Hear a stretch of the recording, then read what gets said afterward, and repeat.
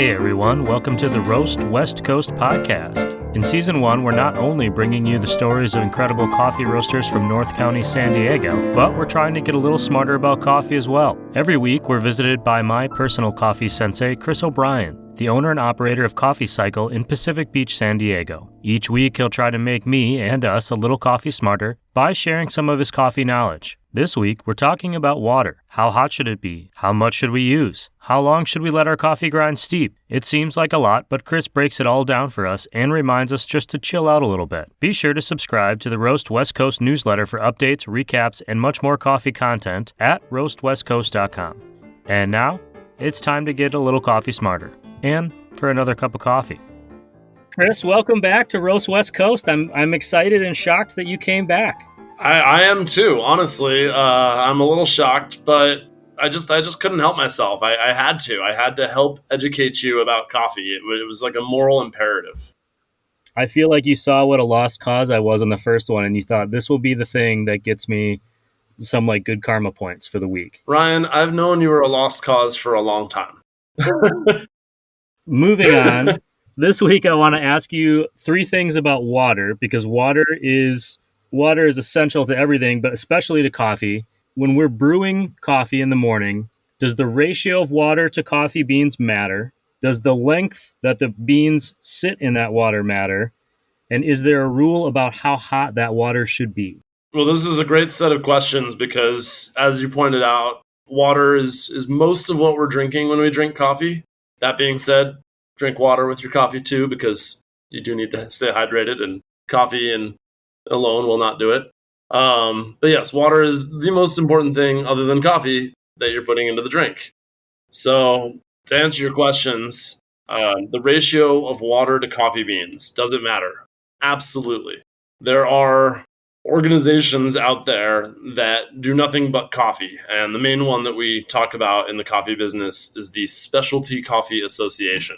Specialty Coffee Association has a specific ratio of coffee to water that they say is ideal. That ratio is 16 to 1, 16 grams of water for every 1 gram of coffee beans. Most people at home probably aren't weighing their water or weighing their coffee. Maybe they are. That's great. People do it with tablespoons, teaspoons, cups, quarts, whatever it is, the lines on your coffee maker. But yes, basically, you don't have to be the SCA 16 to 1 perfect. I even prefer my coffee often at a 15 to 1 to a 16 to 1. But basically, find a ratio that you like and stick with it. As with anything, only change one variable at a time. So if you're changing your ratio, don't mess with your length of brewing time or temperature of water, which were the other 2 questions you asked me.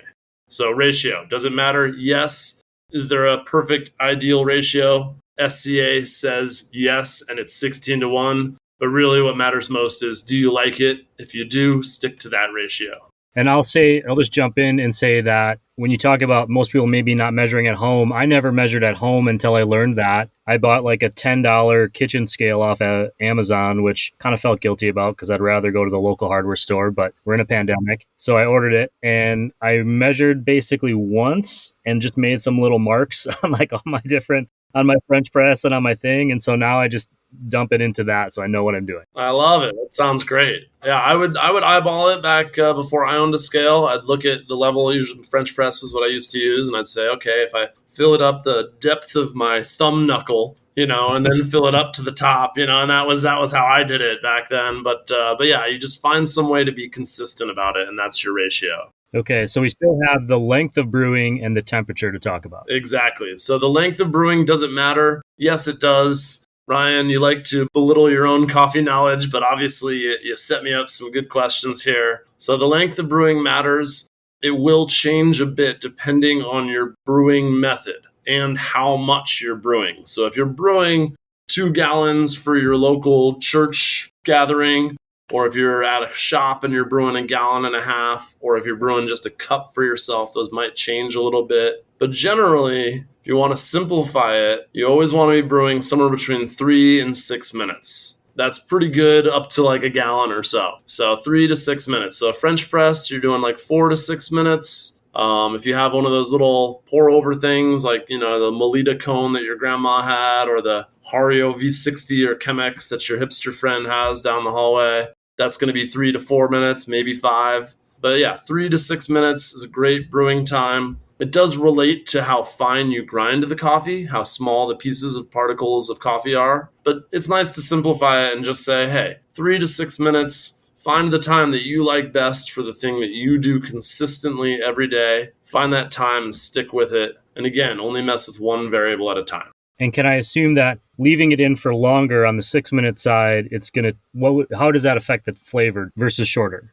No, that's great. When you brew it for too short, it can often taste sour or metallic. When you brew it for too long, it tastes, usually people describe it as tasting too bitter. It's a funny thing to say because all coffee tastes bitter, but there's good bitter, right? Like dark chocolate is bitter, but we like dark chocolate. I mean, maybe you're more of a milk chocolate guy. I'm not here to judge. Bitter is not necessarily a bad flavor, but there are flavors that come out that people tend to describe as bitter when you brew it for too long. If you brew it at 7 minutes or 8 minutes, a lot of those flavors are better described as astringent, which can be like drying in your mouth, like tannic, like a really tannic wine. Or just kind of mouth puckery, not sour, but there's a bunch of ways that coffee can taste bad.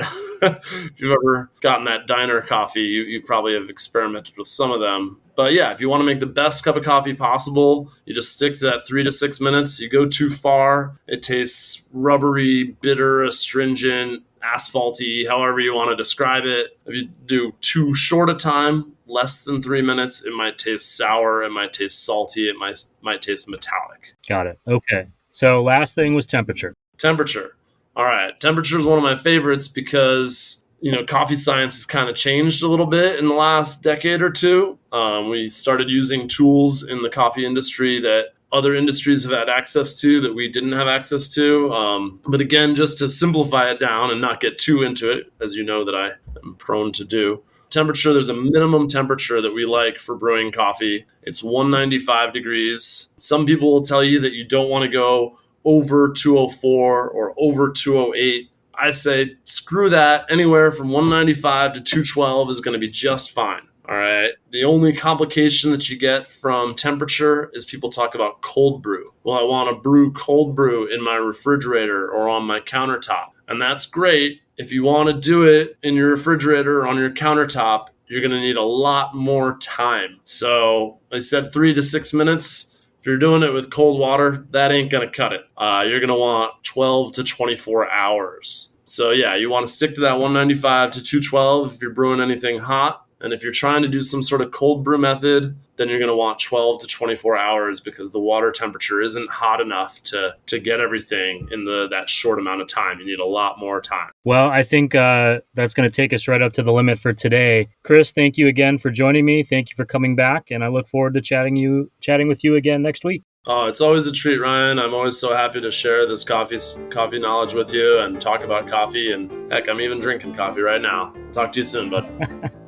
Thanks for listening to the Roast West Coast podcast and for getting smarter with me and Chris today. This episode was sponsored by Emmy and Lil Jewelry. Go to emmyandlil.com to check out their crafted by hand jewelry, unique rings, necklaces, earrings, and more, made with vintage tools, one at a time. That's emmyandlil.com. Chris will be back next week, and we'll talk all about how coffee is processed. For example, what does it mean when a coffee is natural or washed? If you want to learn more about Chris and his shop, Coffee Cycle, check out @coffee-cycle on Instagram or go right to www.coffee-cycle.com. You can learn more about the shop and order some coffee or some swag. There are links in this show's notes. I'm glad you're joining me for the next few months to meet the coffee roasters of North County, San Diego. Episodes with Zumbar Coffee and Tea founder Steve Rail and the founder of Steady State Roasting, Elliot Reinecke, are already out. Listen to them. They're everywhere. You're listening to this show, so I know you can find them. And you're already excited about coffee. Next week, we'll meet Matt Della Rosa. He's the founder and head roaster at the award-winning Ironsmith Coffee Roasters in Encinitas, California.